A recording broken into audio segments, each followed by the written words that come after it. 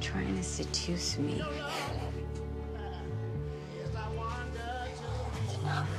It's enough. Where are you going?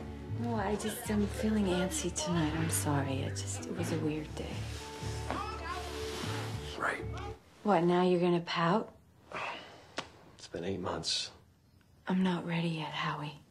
I'm sorry if you think that that's abnormal. I don't think it's abnormal at all, but so what's the problem? We need to at least head in that direction, which might feel strange at first, but... But you want to have sex. Well, don't say it like that. You're trying to rope me into having sex. I am not. I wasn't roping you into sex. Al Green isn't roping? No. Al Green? I thought it was nice. That's all. I was trying to make things nice. You can't. Things aren't nice anymore. Rabbit Hole is a film about a couple dealing with the loss of their child, but John Cameron Mitchell's unflinching look at the conflicting ways two people who have to live a life together, grieving in very different ways, is unlike most melodramas about loss. Feels like maybe I don't feel badly enough for you. Maybe I'm not feeling enough. Something's got to change. I can't do this like this anymore. It's too hard. Aaron Eckhart plays Howie, the boy's father, who finds pictures, videos, and keepsakes of his son comforting. Nicole Kidman's Becca has the opposite reaction. Reminders of her lost child, his clothes, his toys, and paintings torment her. And unlike Howie, Becca doesn't find group therapy helpful either. God had to take her. He needed another angel. He needed another angel. Why didn't he just make one?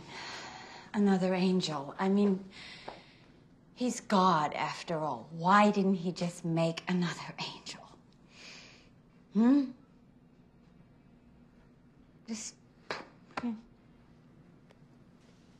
I think we're gonna go.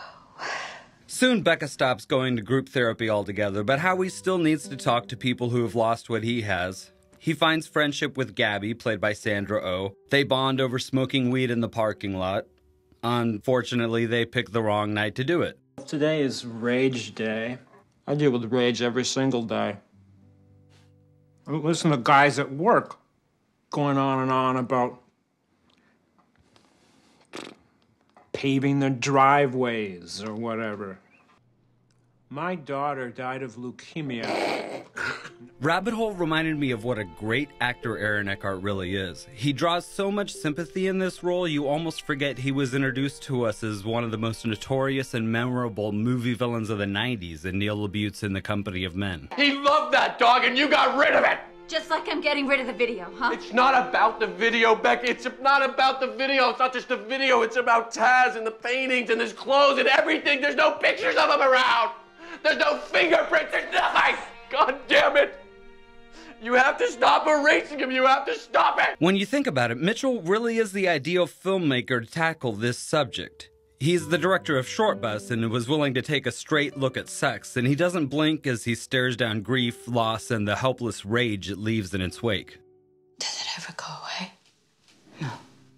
What Mitchell does so well here and what sets Rabbit Hole apart from other films about grief is the way he sets up cliches and then just shatters them. Growing up, we experienced the kind of things that happened in the script where a family member has been lost, and I just found myself weeping throughout the whole thing, laughing throughout the whole thing, and truly comfortable in my own skin while reading it, not thinking about how you would shoot it, not thinking about, oh, this really has to go, that really has to stay. I just was completely in the story. Mitchell reminds us that every cliche exists because there's an element of truth to it, and every cliche is a cliche because they just don't stay true to life. The best example of this is when Mitchell introduces us to the teenager responsible for the death of Howie and Becca's child. The cliche, of course, is that he's torn up inside just like they are, and the guilt just eats him up. There's a moment where Becca is just devastated when she sees the kid laughing with his friends, and that's how Mitchell rips the hole in the cliche. Of course the kid feels bad for hitting their kid with his car, but unlike them, he's going to move on. He hasn't had that piece ripped out of his life.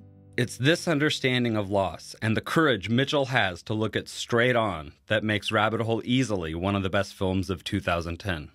And believe me, I will beat myself up about it forever, I'm sure, just like everything else I could have prevented. That's not what I want, Becca. No, because it feels like it is.